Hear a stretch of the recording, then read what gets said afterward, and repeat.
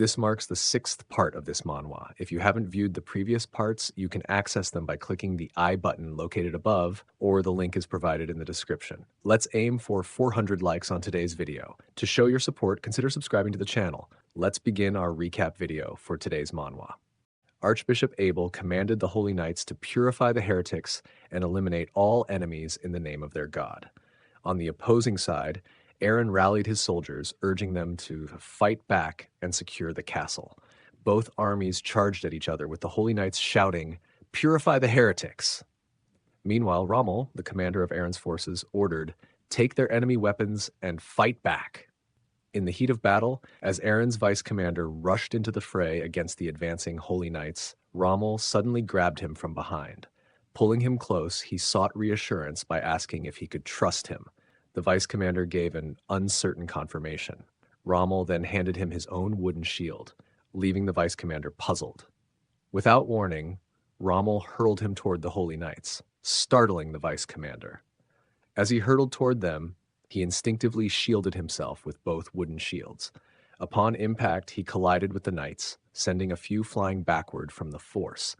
As the other knights rushed in, ready to strike with their maces, the vice commander, still disoriented from his crash landing, quickly shielded himself and blocked their first blow. He shouted in frustration about being told to trust while preparing for what was coming next. However, the Holy Knights raised their maces again, and this time the shields shattered under their powerful strikes. The vice commander's face darkened as he prepared to face the deadly blow, thinking he was about to die without any defense. At that critical moment, Rommel arrived and swung his wooden stick, managing to deflect two of the knights' maces. However, when he tried to deflect the third mace strike, Rommel's stick broke, and the mace continued its deadly path toward the vice commander. In terror, he shielded his head and exclaimed that he wasn't married yet.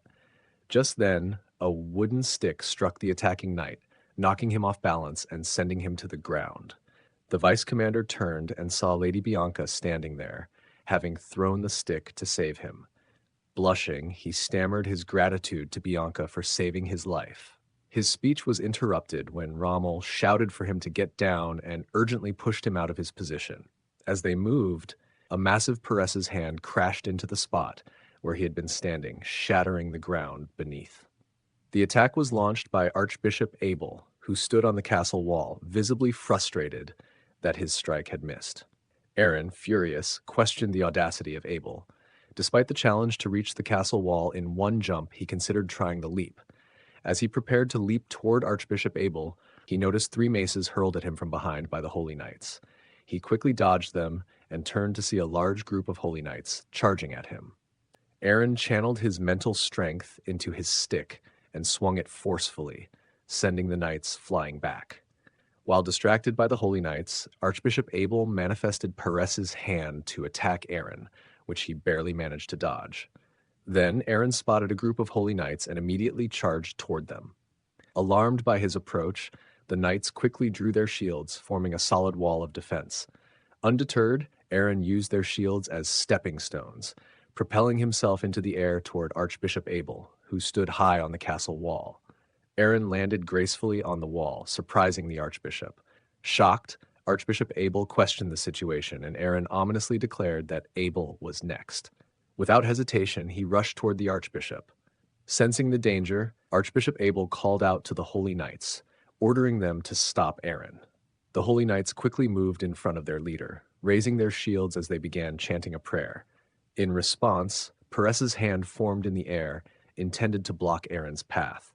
Undeterred, Aaron charged forward, his stick glowing with his mental strength. He struck the giant hand, but to his surprise, the hand deflected his attack. Aaron was startled to realize his mental strength had been blocked. Archbishop Abel watched with a smug smile, confident in his defense.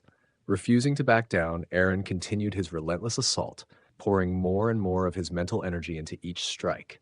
However, just as he thought he was breaking through, his stick snapped under the pressure. In that moment of vulnerability, Archbishop Abel prepared a massive Peres's hand, but Aaron swiftly dodged, leaping backward to avoid the blow. His eyes narrowed, realizing the battle was far from over. Archbishop Abel expressed disdain and threatened Aaron and his subordinates with severe punishment for their heretical actions. Abel's laughter and harsh words indicated a complete lack of sympathy for Aaron's situation. Aaron, in response, became anxious and started sweating heavily. He reflected on his previous decisions and regretted not taking more decisive action when his team's morale was still strong. Aaron remembered Kynas's words from the morning planning meeting. Kynus stated, "Before the enemy's reinforcements arrive, they must capture Blanch Castle and set up a defensive line. To achieve this, they need to defeat their leader quickly and compel them to surrender." Aaron acknowledged Kynas's point, but noted it was more complicated than it appeared. With a new idea in mind, Aaron turned to Rommel and asked him to toss a weapon his way. Rommel quickly threw a mace he had taken from a holy knight at Aaron. Aaron caught it and charged at the Peres's hand that was protecting Archbishop Abel. He leaped into the air, enhancing the mace's attack power with his mental strength. Meanwhile, Archbishop Abel declared that the hand of Peres is indestructible, but Aaron wasn't targeting the Peres's hand in the first place. Instead, he struck the castle wall where the holy knights were stationed, causing it to collapse and making them fall. As the dust settled, Aaron approached Archbishop Abel and stated, "Humans might not win against divine powers, but I wonder if that still holds when humans wield those powers." Aaron angrily told Abel not to compare themselves to God when they were merely using his power. Archbishop Abel's face twisted in anger as he gritted his teeth. He jumped backward and declared that, with his power, they were unbeatable. Without wasting a moment, he began casting Peres's hand, summoning a massive fist that lunged toward Aaron. Aaron swiftly dodged the attack. Archbishop Abel then summoned multiple fists and directed them at Aaron, but Aaron skillfully dodged by leaping to the side of the wall. Without hesitation, he rushed toward the Archbishop, aiming for a swift counterattack. Archbishop Abel, however, evaded the strike by jumping backward once more. As Aaron prepared to close in, Archbishop Abel's subordinates began praying. Aaron mocked him for running despite claiming to be invincible. He charged at the Archbishop, closing the gap rapidly. Before Aaron could strike again, more fists manifested, this time conjured by Archbishop Abel's subordinates. They sent the fists flying toward Aaron. With his exceptional speed, Aaron dodged most of the attacks, but one fist managed to land a blow. Archbishop Abel smiled smugly, believing the hit had incapacitated Aaron. But in the next instant, his expression turned to shock. Aaron, defying expectations, was holding back the fist that was supposed to have struck him down. As Aaron braced himself, he thought, although his sword energy can't cut through Peres's hand, it looks like it can't crush him either. All right, he can handle it if it's small enough. With that, he crushed the small fist that had been holding him back. While he was focused on that, Archbishop Abel, enraged, marked Aaron with his power and demanded his death. He unleashed a massive Peres's hand toward Aaron. Aaron tried to retreat, but he noticed his leg being grabbed by a smaller Peres's hand, immobilizing him. Realizing he couldn't dodge the attack, panic briefly set in. At the same time, Rommel noticed Aaron's dire situation and shouted in worry for his lord. Without hesitation, Aaron dropped into his fighting stance. He infused his mace with all the mental energy and dragon blessings he could muster, and with every ounce of his strength, he struck the incoming Peres's hand. After a brief struggle, Aaron managed to deflect the colossal hand away. Archbishop Abel stood in shock, unable to believe his godly power had been repelled. Before he could process it, Aaron hurled his mace directly at the Archbishop, striking him with such force that Abel staggered backward and fell to the floor. Aaron taunted Archbishop Abel, suggesting that his god had betrayed him despite his claim of being invincible. Archbishop Abel, in shock, asked who Aaron was, and Aaron responded that he was a human who returned from the dead and who was never invincible like Abel and his kind. Just like Kynus planned, Aaron managed to defeat Abel, the leader of Blanch Castle. Although time was tight, he managed to buy some time to establish a defense line before the reinforcements from the Holy Empire arrived. During dinner, Aaron asked Kynus if their plan was to stay in Blanch Castle after successfully taking it, while the enemy mobilized a portion of their 50,000 troops into the territory of Brahn. Kynus confirmed this, explaining that the enemy intended to use this strategy to distract them from Blanch Castle. Aaron expressed frustration, noting that they seemed to face one problem after another. Kynus proposed a plan to prevent the enemy from mobilizing their troops into Brahn, but warned that it involved significant risk. Aaron asked for details, and Cainus explained that the plan was to intercept the enemy by positioning their troops strategically before the enemy could divide their forces. Rommel pointed out that this interception would mean facing 50,000 enemy troops with only 10,000 of their own. Aaron expressed confidence that, given the right circumstances and with both him and Cheryl involved, they could succeed with Cainus's plan. However, Cainus surprised everyone by stating that Aaron should be excluded from the plan. Cainus explained that this exclusion was meant to enhance their chances of winning the war. Confused, Aaron asked for clarification, and Cainus confirmed that Aaron's exclusion was intentional, with the goal of concluding the war within 1 week. Late at night in his bedroom, Aaron reflected on Cainus's plan, uncertain about its effectiveness. He felt flustered and decided to lie down on the bed, reasoning that even if he was unsure, Cainus had been accurate before. He resolved to get some rest to regain his energy. Just then, he heard a knock on his door and quickly sat up, recalling Rommel's earlier warning about potential traces of the Holy Empire in the castle. Flustered, Aaron wondered if the knock came from remaining troops.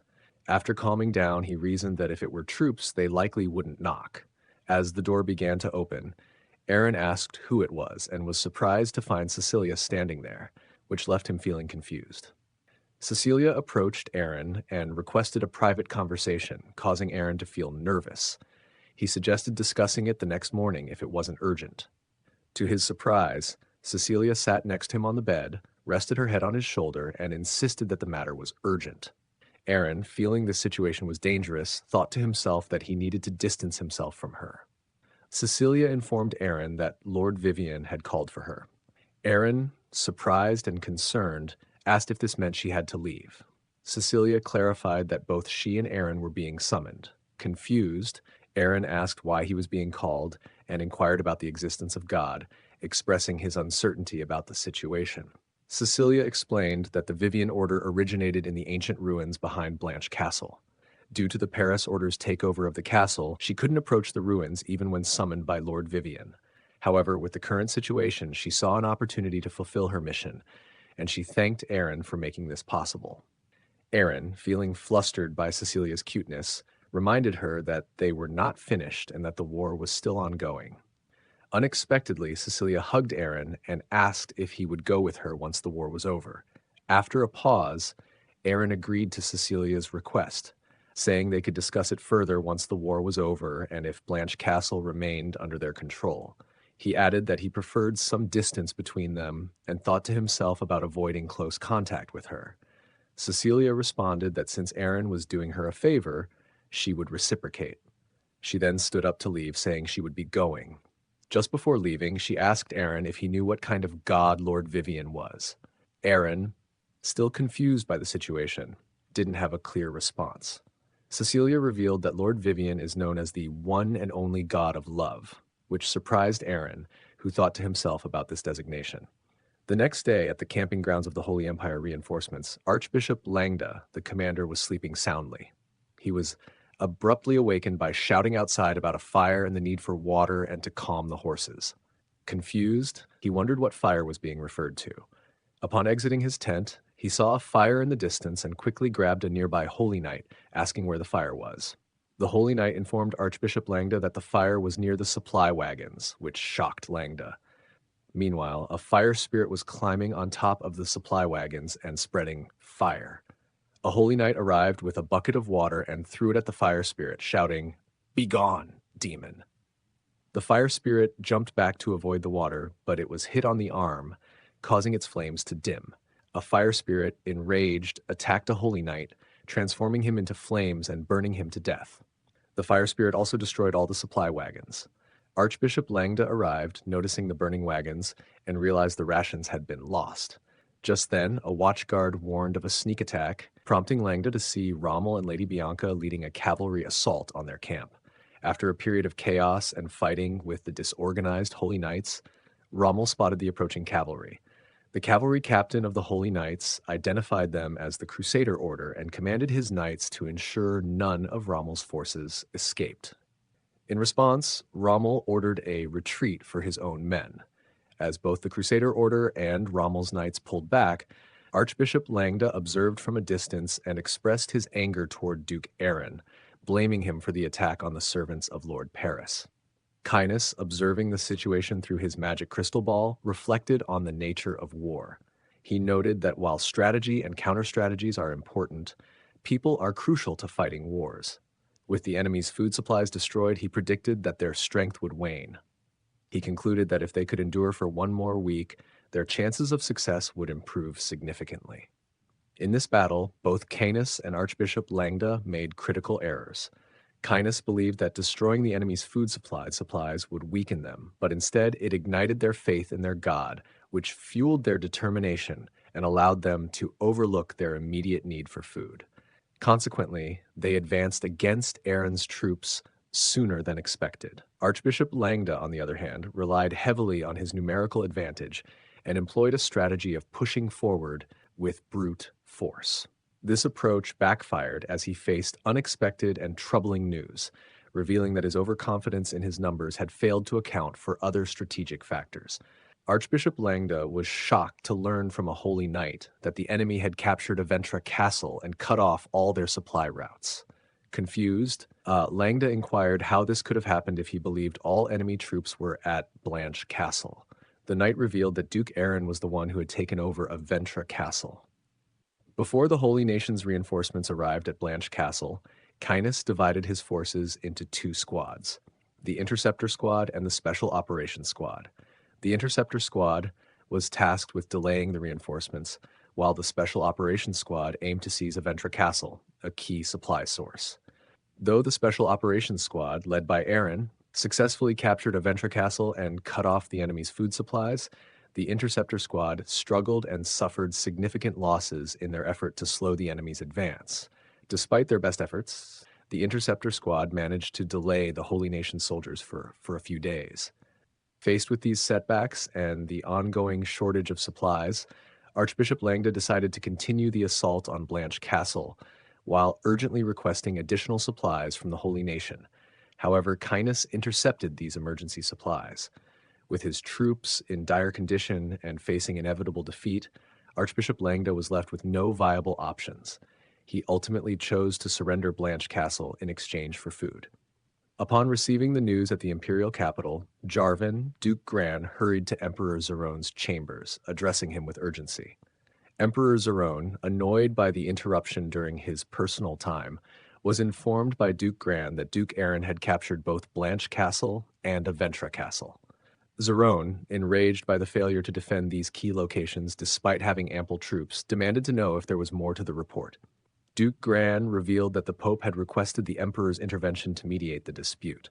The Pope, unable to surrender to the heretics and seeking to end the conflict, asked Emperor Zerone to step in and halt the war. This request for mediation shocked Emperor Zerone. Emperor Zerone, infuriated by the unexpected turn of events and the failure to manage Duke Aaron, expressed his frustration at the situation. He felt betrayed and angered by the defeat and the Pope's request for mediation. Meanwhile, Duke Aaron was equally enraged upon learning of the Emperor's involvement in mediating the conflict. He slammed the table in frustration. Cainus, recognizing the severity of their situation and the significant losses they had incurred, advised Aaron that it would be prudent to engage in negotiations rather than continuing the war. He emphasized the risks of antagonizing the Emperor and suggested they focus on making the negotiations as favorable as possible. Aaron, initially unwilling to calm down, eventually considered Cainus's advice and began thinking of strategies to benefit from the forthcoming negotiations. A week later, at the conference hall of Aventra Castle, Duke Aaron and Pope Ignace met to discuss the terms of the mediation. Pope Ignace, reflecting on the situation, considered how he would feel if the Emperor intervened in a war they were already winning. Despite his frustration, Ignace recognized that having the Emperor mediate was preferable to outright surrender, as it preserved the pride of the Paris order and acknowledged that the Emperor had originally sanctioned the war. During the negotiation, Pope Ignace informed Duke Aaron that Lord Paris had decided to show him mercy. Aaron questioned the nature of this mercy. Ignace explained that Lord Paris had instructed him to halt the war with Aaron. He indicated that continuing the conflict would have inevitably led to the complete destruction of the Brand territory. Aaron, observing Pope Ignace's attempt to act tough now that a fight was no longer imminent, thought to himself that he had his own plans.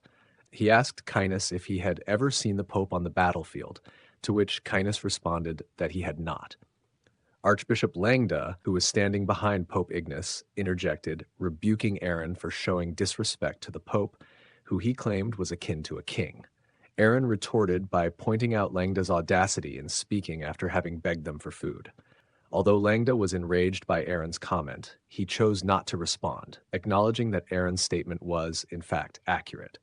Aaron addressed Pope Ignace with contempt, accusing him of misunderstanding the battlefield situation and misleadingly speaking of mercy. He made it clear that Duke Aaron and his forces were the ones who had shown mercy to the starving enemies, not the Paris order. Aaron demanded that Ignace stop playing games and pay close attention to their requests if he wanted the return of the prisoners of war. Pope Ignace, amused by Aaron's bluntness, acknowledged his reputation for militancy and agreed to listen to the requests. Aaron then demanded the capital of the Holy Nation, Regal, located in the central continent. Pope Ignace, visibly nervous and sweating, questioned in his mind whether Aaron was insane for making such a bold demand. Aaron, unfazed, taunted the Pope, asking if something was wrong. At that moment, Emperor Zerone arrived at Aventra Castle with his knights. Pope Ignace, standing up in a mix of anger and disbelief, confronted Aaron, accusing him of being disrespectful. Aaron, in response, ordered Cainus to either put all prisoners to work in slave camps or sell them to slave traders. As tensions escalated, one of Emperor Zerone's knights announced the arrival of the emperor, commanding everyone to rise and acknowledge the dignity of his majesty, Emperor Zerone. Aaron stood up and faced Emperor Zerone as the emperor remarked that Aaron seemed sharper than their last encounter. Surprised, Aaron, along with Cainus and Rommel, bowed deeply and greeted Zerone as the dignified ruler of the empire. Emperor Zerone then instructed Aaron to raise his head. As Aaron complied, one of Zerone's knights stepped forward and smashed the table with a sword strike. Zerone explained that the table posed a potential threat to his safety, implying that it was dangerous to have something hidden from view, and reassured Aaron not to be concerned about the incident. Aaron, maintaining his composure, commented to Emperor Zerone that he was relieved to hear they shared similar thoughts about the table's safety. Emperor Zerone, now that everyone was assembled, suggested they have a candid discussion and inquired about the nature of their conversation, noting that he had overheard from the corridor. Pope Ignace confirmed to the emperor that Aaron had requested the capital of the Holy Nation as compensation. Aaron then casually mentioned that his comments were in response to the Pope and others breaking their own rules by producing children, even implying that the Pope had a granddaughter. This revelation bewildered Emperor Zerone, while Pope Ignace and the attending archbishops were visibly shocked by the unexpected claim. Aaron internally prepared for the real negotiations to begin, knowing that the dynamics of the discussion had just shifted dramatically. Aaron, considering the long-term implications, predicted that rumors about Pope Ignace would eventually lead to his downfall, with Archbishop Langda likely succeeding him as Pope. Pope Ignace, drenched in sweat and rattled, wondered how Aaron had uncovered such sensitive information. Meanwhile, Emperor Zerone, perceiving the Pope's reaction and the gravity of the situation, concluded that the claim must be true. Acknowledging their precarious position, Zerone decided to address Aaron's demands pragmatically to minimize further damage. Emperor Zerone turned to Aaron and suggested they set aside the current discussion for later. He urged Aaron to clearly state his demands, emphasizing that they were gathered for negotiation. Aaron addressed Emperor Zerone, asserting that the influence of a religion led by someone who undermines the honor of the empire could harm their great nation. He proposed expelling the Paris order to the western continent to prevent their influence from spreading further. Consequently, Aaron requested control over Blanch and Aventra castles, as well as Regal, the capital of the Holy Nation. Pope Ignace, enraged by Aaron's demands, stood up and shouted in protest. Emperor Zerone quickly intervened, instructing the Pope to maintain courtesy, causing Ignace to return to his seat. Zerone then turned to Aaron, asking if he knew the magnitude of his demands and the seriousness of the situation. Aaron acknowledged the gravity of his demands, but emphasized that they were necessary to protect the honor of the empire. Emperor Zerone expressed understanding of Aaron's desire to safeguard the empire, but questioned the truth of Aaron's claim about the Pope's granddaughter. Pope Ignace vehemently denied the claim, insisting it was false. Aaron then posed a provocative question, asking if the Pope would accept his granddaughter becoming a slave if she were found. Ignace, insisting that no such granddaughter existed, questioned how Aaron could make her a slave if she didn't exist. At this point, Aaron called upon Sir Rommel, who responded affirmatively. Aaron instructed Rommel to send people to the winter villa of Alpis to locate its owner, asserting that the person found there would be the Pope's granddaughter. Rommel confirmed that they already had reports confirming the granddaughter's presence and were waiting for Aaron's orders. Pope Ignace, now visibly distressed, stood up and declared no, contradicting his earlier denial of having a granddaughter. Aaron challenged Ignace, questioning his denial in light of the new evidence. Emperor Zerone, observing the Pope's nervousness and sweating, attempted to shield him by expressing doubt about Aaron's claim. Zerone hoped that Ignace would refute Aaron's assertion and salvage the situation, while internally preparing for the potential fallout. Pope Ignace, despite his nervousness, insisted that Aaron's claim about his granddaughter was false. Aaron pressed him, questioning if he was truly fine with her becoming his slave. Ignace responded that it was a mistake from his past and explained it occurred before he became a follower of the Perez order. Emperor Zerone, frustrated with Ignace's handling of the situation, saw the need to resolve the matter pragmatically. Ultimately, due to Zerone's intervention, Aaron's demands were partially met. An agreement was reached for a truce lasting 2 years, with a promise from Aaron not to spread rumors about the Pope. In exchange for the release of the Holy Nation's prisoners, Aaron was granted control over Blanch Castle, the former territory of the old Vivian Order. Additionally, the Holy Nation agreed to pay 5,000 gold in reparations, acknowledging Aaron's victory. After the meeting, Cainus and Aaron stood on the wall of Blanch Castle, watching as the Holy Nation's knights withdrew to their territories.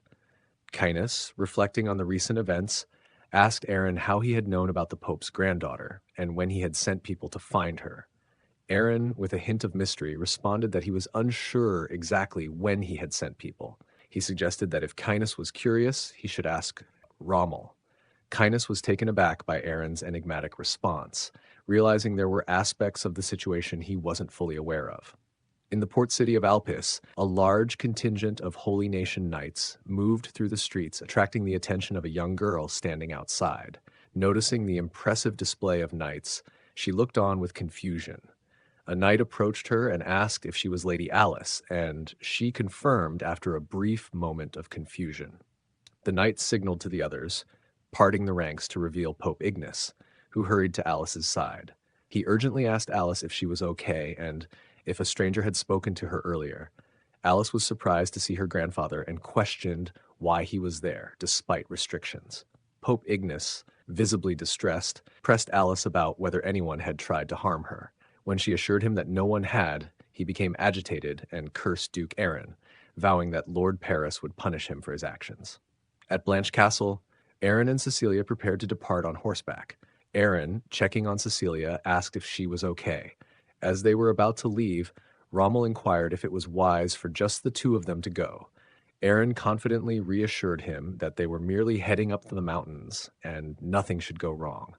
Cecilia, addressing Lady Bianca, instructed her to search for followers of the Order of Vivian who had been oppressed by the Order of Paris within the castle walls. She emphasized the need to find them for the revival of the Order of Vivian. Bianca confirmed she understood Cecilia's instructions and would search for the oppressed followers. Aaron, preparing to leave, asked Cecilia if she was ready. Just then, Cainus arrived on horseback and greeted Aaron, who was surprised and questioned why Cainus was joining them. Cecilia explained that Lord Vivian had requested the presence of a tactician, which included Cainus. A short while later, they reached the ruins of Vivian's temple. Cecilia pointed out the ancient white structure and stated that it was the Vivian Temple. Aaron, observing the significant drop and wide gap between their current location and the temple, stated it would be hard to cross due to the gap and strong winds unless they could fly. Cecilia explained that only the chosen can cross, regardless of whether one can fly. Cecilia then prayed, asking Lord Vivian to open a path for them. Miraculously, a bridge formed, connecting them to the temple. Cecilia invited both of them to proceed inside. As they entered, Aaron noted the large yet empty space and spotted a figure in a black cape. To his astonishment, the figure turned out to be a child. Cecilia bowed and addressed the child as Lord Vivian, confirming the child's identity as the divine figure. Lord Vivian approached and sternly asked Cecilia how long she expected him to wait, leaving both Aaron and Kainis in shock at the revelation.